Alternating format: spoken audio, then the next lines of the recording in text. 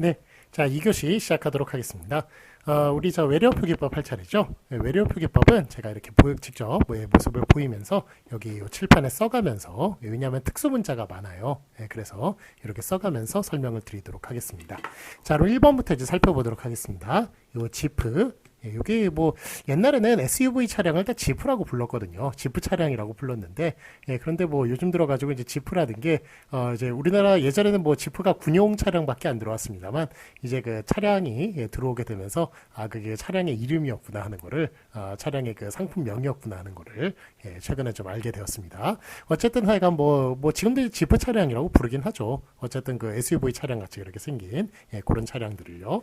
자, 그런데 요거를 갖다가 외래어 표기법은 이제 저번에도 말씀드렸죠. 외래어 표기법은 외래어를, 즉 외국어를 한글로 적는 것이다. 그렇게 말씀을 드렸습니다. 자, 그럼 요거를 적을 때 여러 가지로 적을 수가 있어요. 일단은 이렇게 적을 수도 있고요. 이렇게 적을 수도 있고, 그 다음에 지프 이렇게 적을 수도 있고요. 자, 그 다음에 요거를 찝이라고 또 발음하기도 하거든요. 이렇게 찝, 지프 이런 식으로 여러 개로 그렇게 쓸 수가 있겠습니다. 자, 그러면 이런 식으로 썼을 때 과연 이게 뭐가 맞냐 이거예요. 자, 그러면 요거를 제가 풀 수 있는 제가 방법, 풀 수 있는 그 열쇠 세 가지를 알려드리도록 하겠습니다.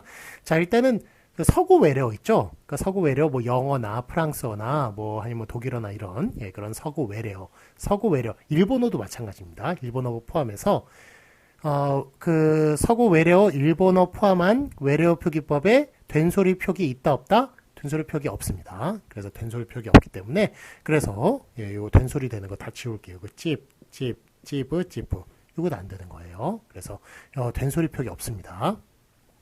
자, 그 다음에 두 번째로 알아두셔야 될 게, 요게 이제 요게 그거잖아요. 그걸로 따지면, 발음기호로 따지면, 이를 길게 한 거잖아요. 이를 길게 했을 때는 받침을 못 쓴다. 장음에서는 받침을 못 쓴다. 기억해 주세요. 장음에서는 받침을 못 쓴다. 자, 그래서 요 받침을 쓰는 얘네들 탈락. 자, 마지막으로 요 피는 뭘로 쓰기로 했습니까? 피읍으로 쓰기로 했죠. 피읍으로 쓰기로 했으니까 지프 탈락. 그래서 지프가 정답이 되겠습니다. 자, 그래서 이렇게 뭐 간단하게 제가 용례 하나 가지고 말씀을 드렸습니다만 여기 세 가지 규칙을 말씀을 드렸어요. 첫째, 외래어 표기법에는 된소리 표기 없다. 예, 그래서 된소리 다 탈락했고, 그 다음에 장음에는 받침 못 쓴다. 뒤에 그 받침을 뒤로 내렸어야 된다. 예, 그래서 뒤에 초성으로 내렸어야 된다라는 그런 이야기예요. 예, 그래서 받침으로 쓴 거 탈락. 그 다음에 피는 피읍으로 쓴다라는 거. 그래서 지프가 맞다는 것 기억해 주시기 바랍니다. 자, 그 다음에 그러면 이제 2번을 보시겠습니다. 2번 커피숍과 커피숍 이렇게 비읍 받침과 피읍 받침이 있는 이런 경우네요. 자, 그러면 이 경우는 이제 뭘 설명을 드리고자 하는 거냐면 바로 받침의 문제죠. 받침. 그러면 외래어 표기법에서는 받침을 몇 개로 쓸 수 있느냐? 7개로 쓸 수 있습니다. 7개. 쓸 수 있는 거 적어볼게요. 기억 들어가고요. 니은 들어가고 디귿 안 들어갑니다. 리을, 미음, 비읍, 시옷, 이응. 이렇게 7개. 이렇게 7개만 받침으로 쓸 수 있다는 것 기억해 주세요. 자, 그러니까 커피숍 피읍 받침으로 쓴 것 안 되겠네요. 7개 안 들어가네요. 비읍만 들어가네요. 그러니까 커피숍 그 앞에 게 맞다고 말씀을 드릴 수가 있겠습니다. 자, 그러면 3번 파리와 파리. 자, 요거는 1번을 푸실 수 있으면 3번 푸실 수 있겠죠. 예, 바로 이제 서구 외래어는 된소리 표기 없다. 그래가지고 파리라고 써주셔야지 파리라고 써주시면 안 되겠습니다. 그래서 예전에 그 홍세화라는 분이 있었어요. 그래서 나는 파리의 택시 운전사라는 책이 한때 되게 한국에서 유행을 했던 적이 있습니다.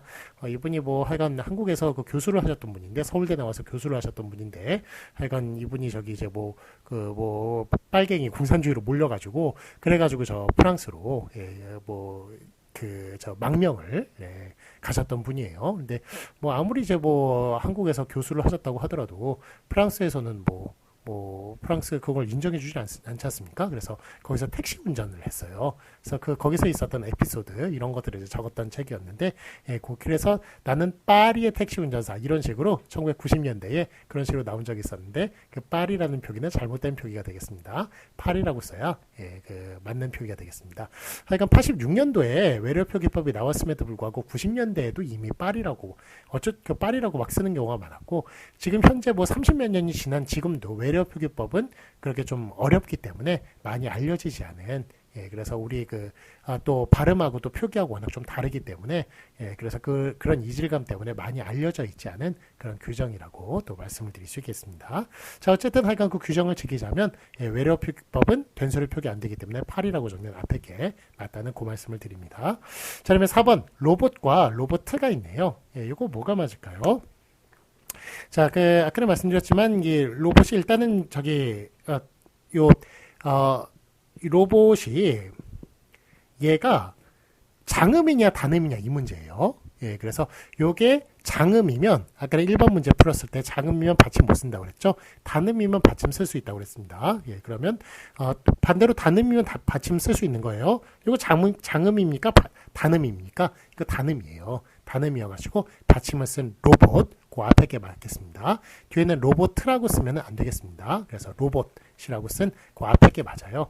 그래서 예전에 뭐 저희는 로보트 태권브이 이런 식으로 그렇게 로보트를 많이 쓰곤 했는데 외래어 표기법에 따르면 그 로봇의 봇의 오는 단음이기 때문에 받침으로 쓰는 앞에 게 맞겠습니다.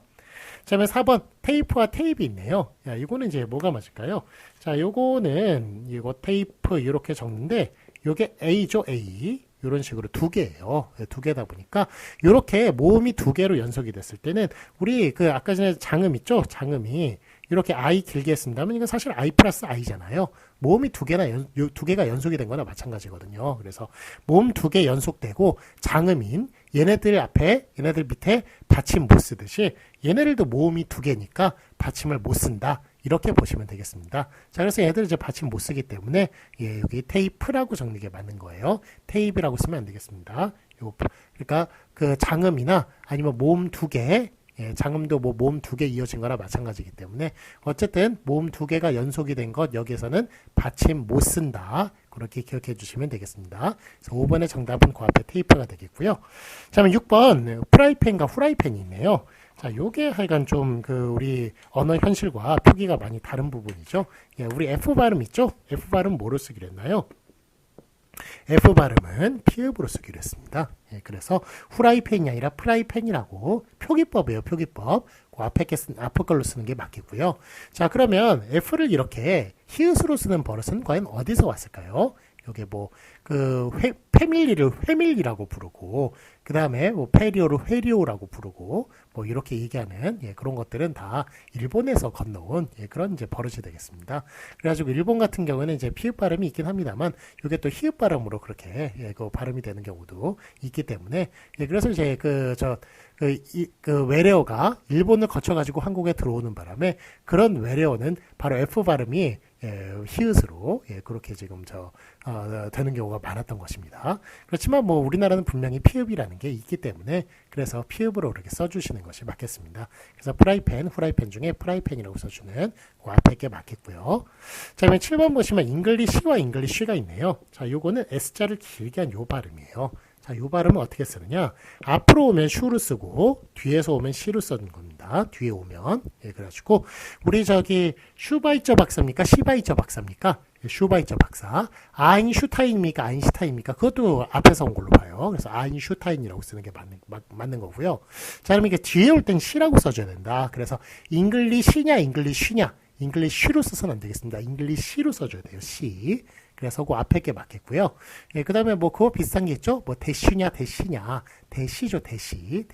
그 다음에 여러분들 많이 틀리는 것. 리더쉽이냐, 리더십이냐. 그것도 뒤에 오는 걸로 봐요. 그렇기 때문에 리더십이라고 그렇게 써줘야지, 리더쉽. 이런 식으로 써주면 안 되겠습니다. 자, 그래서 여기 하여간 아는 김에 이거 두 가지 다 알아두세요. 앞에 오면 슈로 쓴다. 뒤로 오면 시로 쓴다. 쉬로 쓰지 않는다. 기억하여 주시기 바랍니다. 자, 그 다음에 이번엔 8번 보시겠습니다. 이번엔 레저와 레저가 있네요. 자, 요거 보시면 요게 요렇게 요런 발음이 있고요. 그 다음에 요 발음이 있습니다. 이게 어떤 거냐면 자저 조주 요런 발음이에요. 이걸 갖다 또 자저 조주 이런 식으로 쓸 수도 있겠죠. 그 다음에 이거는 차처 초추 요런 발음이고 이건 차, 처, 초, 추 이런 식으로 이런 식으로 이렇게 쓰는 건데 자 위에 게 맞겠습니까? 아래 게 맞습니까? 이렇게 야저조주 이렇게 발음하기도 힘들어요. 한국 사람은. 그래가지고 간단하게 위에 걸로 쓰는 자저조주를 받게 했습니다.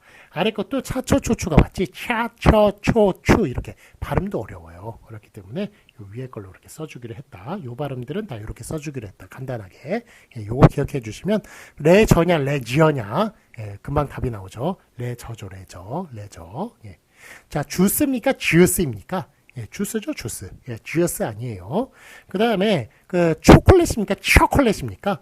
초콜릿. 간단하게 쓰는 게 맞겠습니다. 추파춥스. 그거 막, 츄로 막 이렇게 적어 놨습니다만, 우리나라 그 외래어 표기법 그 표기 틀린 거예요. 그래서 추파춥스 그건 표기 틀린 겁니다. 추파춥스 그렇게 적어줘야 맞는 것입니다. 원래. 자, 그래서 이렇게 하여간 외래어 표기법이 좀 널리 안 알려져 있기 때문에 이렇게 잘못된 표기들이 상당히 많아요. 많아서 여러분들 과제하실 때 외래어 표기법 많이 이렇게 참고를 하셔서 그렇게 내시면 좋을 것 같습니다. 자, 그래서 약간 레저가 맞고요. 저거 맞고 텔레비전이라고 쓰는 거 맞겠죠? 텔레비전 그거는 틀린 표기가 되겠습니다. 지언은 틀린 표기입니다. 자, 그 다음에 이제 9번 보시겠습니다. 디지털과 디지털이 있네요. 자, 요거는 디지털이라고 그렇게 이게 지금 저기 어떤 발음이냐면 이 자를 거꾸로 한 발음이에요. 디지털 털 할 때 요게 이 자 거꾸로 한 발음 요거는 어로 쓰기로 했습니다. 그래서 디지털이라고 이렇게 써주는 앞에 게 맞겠습니다. 자, 외래어 표기법은 이렇게 표기를 갖다가 외국어 표기를 갖다가 한글로 옮기는 것이 아니라 외래어 발음을 표기로 옮기는 거예요. 한글 표기로. 그렇기 때문에 항상 발음에 주의를 해야 된다라는 것 같이 알아두셨으면 좋겠습니다. 자, 다음에 컬러와 컬러가 있네요. 자, 요거는 이제 요 발음이거든요. 사각 발음. 컬러 할 때. 그래서 요거는 이제 어로 쓰기로 했어요. 그래서 컬러라고 그렇게 앞에 걸로 써주는 것이 그게 맞습니다. 색깔을 얘기하는 거예요. 자, 그 다음에 이제 11번 콘셉트와 컨셉트가 있는데 자, 이건 오늘 컨셉을 뭘로 잡았냐? 뭐 얘기할 때 그렇게 얘기할 때 말하는 거죠. 그런데 컨셉이란 발음은 틀린 발음이고요. 컨셉트 뒤에 트자를 붙여줘야 돼요. 붙여줘야 되는데 과연 또 컨이 맞느냐 콘이 맞느냐 요게 이제 문제가 될 수가 있는데 자 요거는 어떤 발음이냐면 시력검사 발음이에요. 요게 이쪽으로 뚫려 있죠. 이렇게 뚫려 있는 그런 시력검사 발음. 요거는 어떻게 쓰기로 했느냐? 오로 쓰기로 해줬습니다. 자, 그래서 콘셉트, 컨셉트 중에 뭐가 맞아요? 콘셉트가 맞는 거예요. 그래서 그 앞에 것 맞다는 것 기억해 주시기 바랍니다. 자, 그러면 12번 보트와 보트가 있는데 요거 좀 하여간 좀 재밌는 거예요. 요게 원래 오우거든요. 오우. 그럼 당연히 이거는 오우로 써줘야 될 것 같죠? 오우로 써줘야 되는데 이렇게 안 쓴다는 것, 오로만 쓴다는 것 요거 꼭 기억해 주세요. 그래가지고 보트 틀려요. 보트가 맞아요.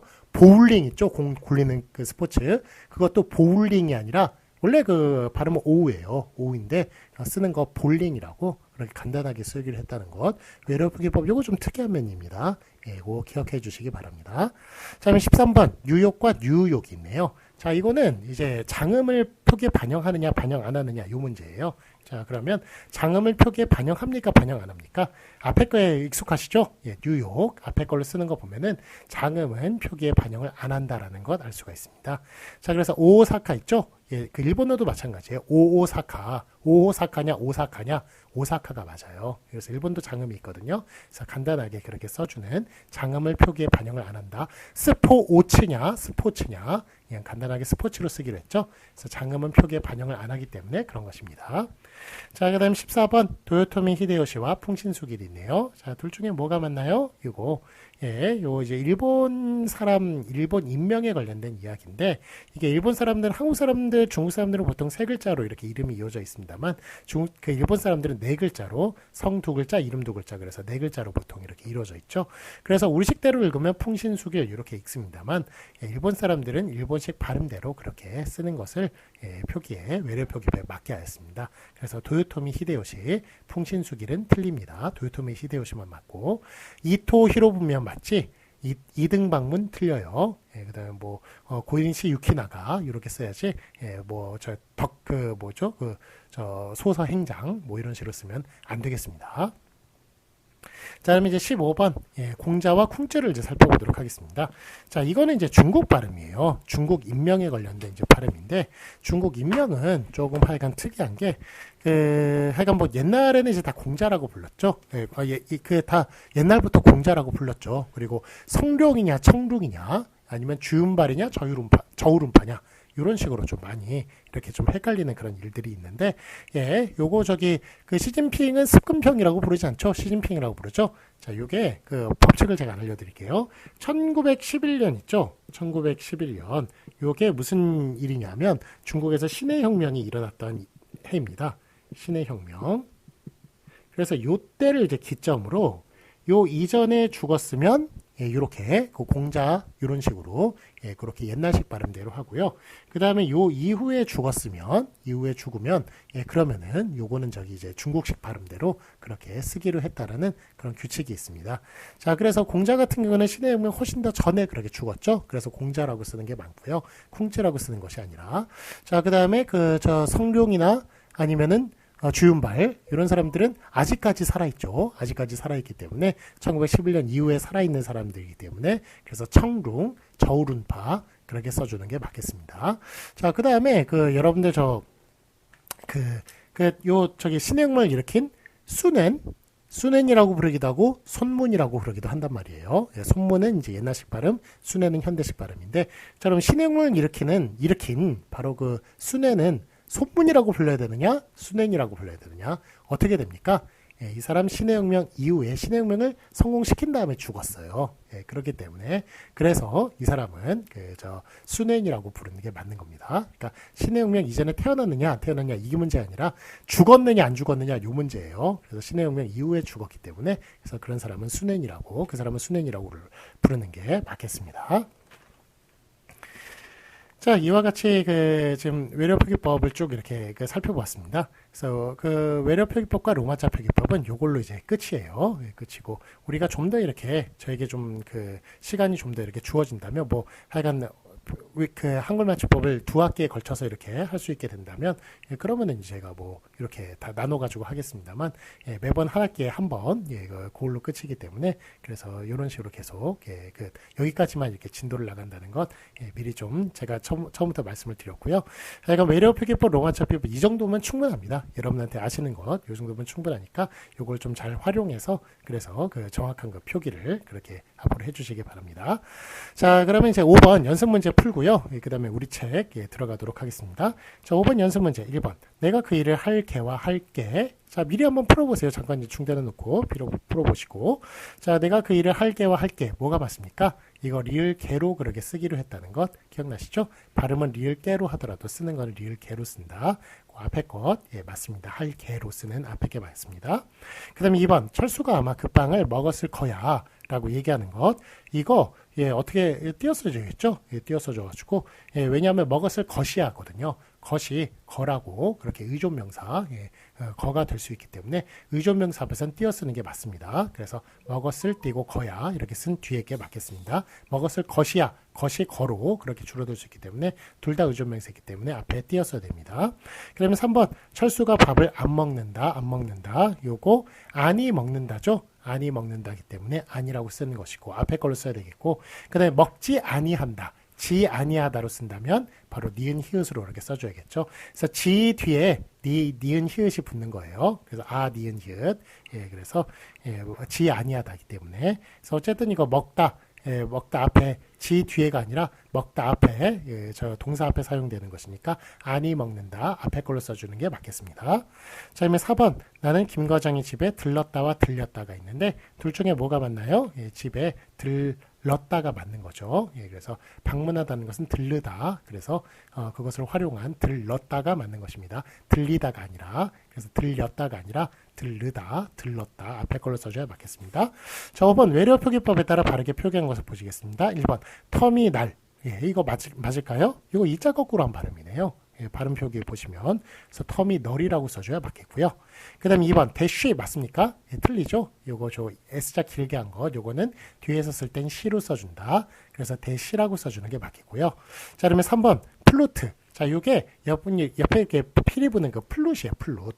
여러분들이 플룻이라고 많이 알고 있겠습니다만, 자 보세요. 이게 우가 이게 장음이네요. 장음이다 보니까 장음에는 받침 못 씁니다. 그래가지고 요거를 뒤에로 쓰는 플루트, 요 발음이 뜻밖의 맞는 거예요. 요 표기가. 예, 그래서 여러분들이 흔히 쓰는 플룻이라고 쓰는 것, 그거는 틀린 표기가 되겠습니다. 요 플룻은 틀린 표기예요. 요거는 뜻밖의 틀린 표기고 플루트가 맞다는 것. 왜냐하면 루의 우가 장음이기 때문에 받침을 못 쓰기 때문에 플루트라고 쓰는 요 3번이 맞는 것입니다. 그 다음에 4번 케이크 맞습니까? 케이크가 맞습니까? 요건 케이크가 맞는 거죠. 왜냐하면 요게 케이크 예. 요것도 A잖아요.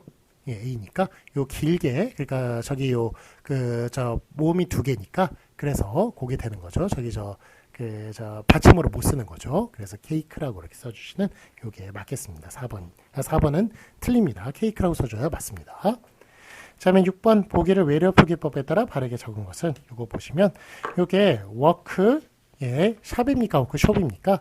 요거 그 실력검사 발음이죠. 실력검사 발음은 오로 쓰기로 했다. 그래서 워크숍이라고 써줘야 맞는 건데 3번, 4번 중에 그럼 뭐가 맞겠습니까?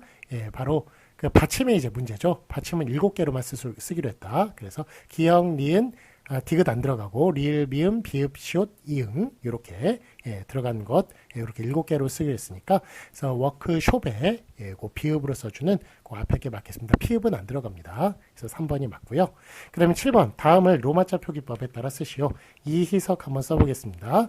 자, 이희석 성은 자유롭게 쓰기로 했죠. 예, 성은 비슷하게 물론 비슷하게 써야 됩니다. 뭐 그 자유롭게 쓰기로 했다고 뭐 얼토당토하는 표기를 하면 안 되겠죠. 그래서 비슷하게 써주시는데 예, 뭐 많이 뭐 쓰는 건 일단은 뭐 요 아이가 맞죠. 이희석. 그런데 이거는 뭐 서양 사람들이 아이라고 읽을 가능성이 무척 많으니까 뭐 많이 쓰시는 요 리라고 써주셔도 괜찮고 그 다음에 기존의 표기에는 YI 이렇게 쓰기도 했어요. 예, 그래가지고 뭐 이것도 괜찮고 어쨌든 예, 뭐 권장은 요거 이고 하여간 성은 좀 자유롭게 두기로 했고요.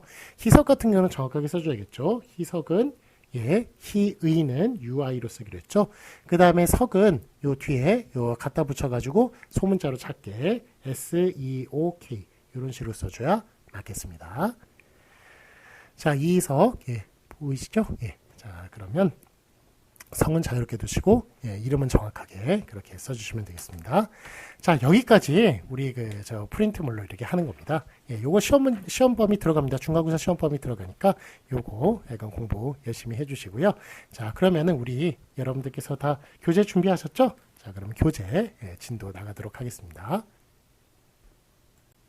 네, 다 교재 준비하셨죠? 예, 자, 그러면 우리 교재 처음부터 이제 나가도록 하겠습니다. 한글 맞춤법 부분 2페이지 보실까요? 예, 우리 2페이지 보시면 제1장 총칙 그렇게 나와 있네요. 예, 거기부터 수업 들어가도록 하겠습니다. 자, 한글 맞춤법 1항 철자법 이렇게 나와 있네요. 제가 저기 한글 맞춤법 무엇과 무엇으로 구성되어 있다고 첫 시간에 말씀을 드렸죠. 어떤 것과 어떤 것으로 구성되어 있나요? 바로 철자법과 띄어쓰기로 구성되어 있다라고 그렇게 말씀을 드렸는데 바로 이제 철자법에 관련된 그런 내용들이 쭉 이제 나오고 있습니다. 제 1항 한글 맞춤법은 표준어를 소리대로 적되 어법에 맞도록 함을 원칙으로 한다. 이런 얘기가 나와 있는데, 예, 그러니까 이제 표준어를 소리대로 원래 이제 적어야 되는 것인데, 예, 요거를 갖다가 어법에 맞도록 적어야 된다라는 그런 말. 그게 제가 넓다를 예를 들어서 말씀을 드렸죠. 그렇게 넓다를 소리대로 적어서는 뜻이 제대로 전달이 안 될 때가 있다. 그렇기 때문에 그래서 리을 비읍으로 그렇게 철자법을 지켜서 그 어법에 맞도록 그렇게 써야 된다는 그런 말씀을 드린 적이 있습니다. 그 내용이에요. 그러니까 그 제 1항이 해설 보시면 표준어를 소리대로 적는다는 원칙만을 적용하기 어려운 경우도 있다. 예컨대 꽃이라는 단어는 그 발음 형태가 몇 가지로 나타난다. 그래서 꽃이웃으로 이렇게 나타나는 경우가 있죠. 꽃이, 꽃을, 꽃에 이런 경우는. 그런데 꽃이라고 그렇게 나타나는 경우도 있죠. 꽃나무, 꽃놀이, 꽃망울 이런 식으로 꽃. 그 다음에 꽃이라고 이렇게 꽃이라고 디귿 이렇게 나와 있는 경우도 있습니다. 꽃과 꽃다발, 꽃밭. 그래서 이렇게 발음대로 쓴다면 하나는 꽃이웃으로 써야 될 것이고 하나는 꽃으로 써야 될 것이고 하나는 꽃, 디귿 받침으로 이렇게 써야 될 텐데 이러면 우리의 플라워라는 뜻, 플라워라는 그 뜻이 바로 전달이 되지 못한다는 거예요. 그렇기 때문에 이 세 개의 통일된 형식, 즉 어법에 맞도록 하는 그런 꽃, 치읓 받침을 그렇게 써줘야 된다는 그런 이야기입니다.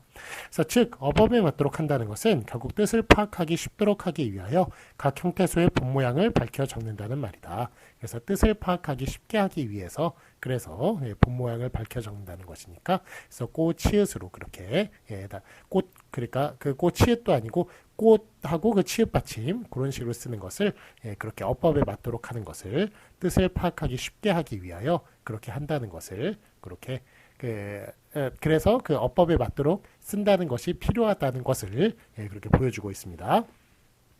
자, 확인 문제 보시겠습니다. 맞은 것을 오피하시오.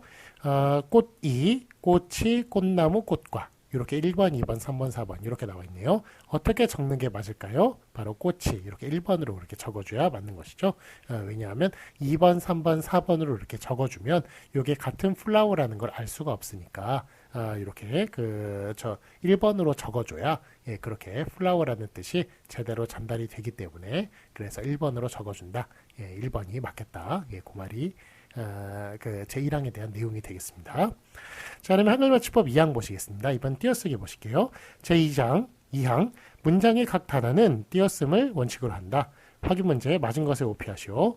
한참 동안 이렇게 제 2항의 내용이 각 단어는 띄어쓰기를 원칙으로 하네요. 단어는 원래 다 띄어쓰는 거예요. 그런데 너무 띄어만 쓰면 좀 미용상에도 문제가 있고 그러다 보니까 또 붙여 쓰고 이러는 규칙들이 있는 것이죠. 그렇지만 띄어쓰기의 가장 기본적인 규칙은 단어는 다 띄어쓴다라는 것.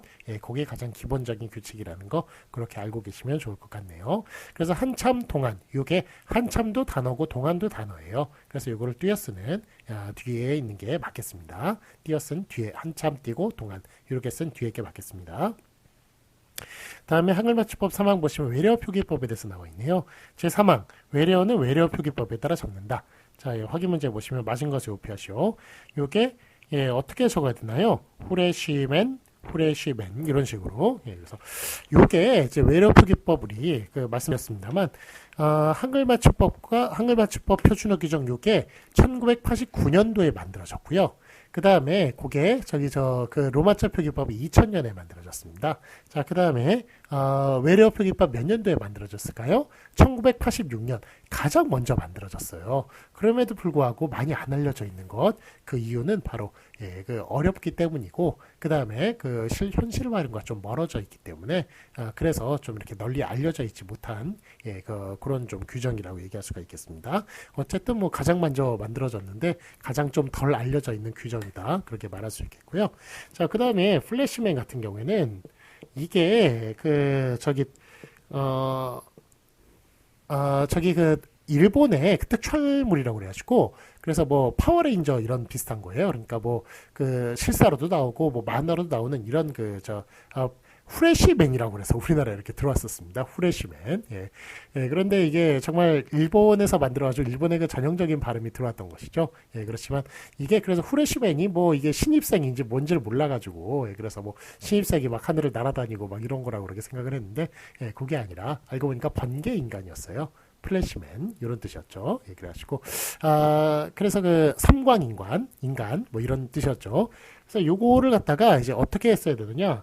요 F는 이제 피읍으로 적기로 했죠. 자, 그 다음에 요거 L 같은 경우에는 요게 앞에 받침이 없을 경우에는 리을로 적어줍니다. 그래서 플레 이런 식으로 적어줘야 되고요. A는 이렇게 적어줘야 되고 그 다음에 요거 쉬라고 그랬나요? C라고 그랬나요? 제가 C라고 말씀을 드렸죠. 요 뒤에서 적을 때는 S자 길게 한 거 C라고 쓴다.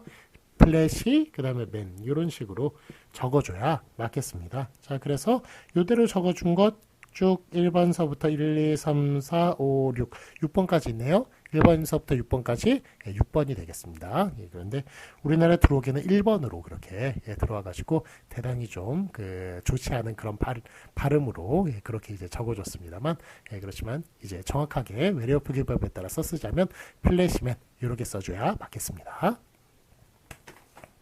네, 자 그러면 잠시 쉬었다가요 우리 3교시 때 또 수업 나가도록 하겠습니다. 잠시 쉬었다 하겠습니다.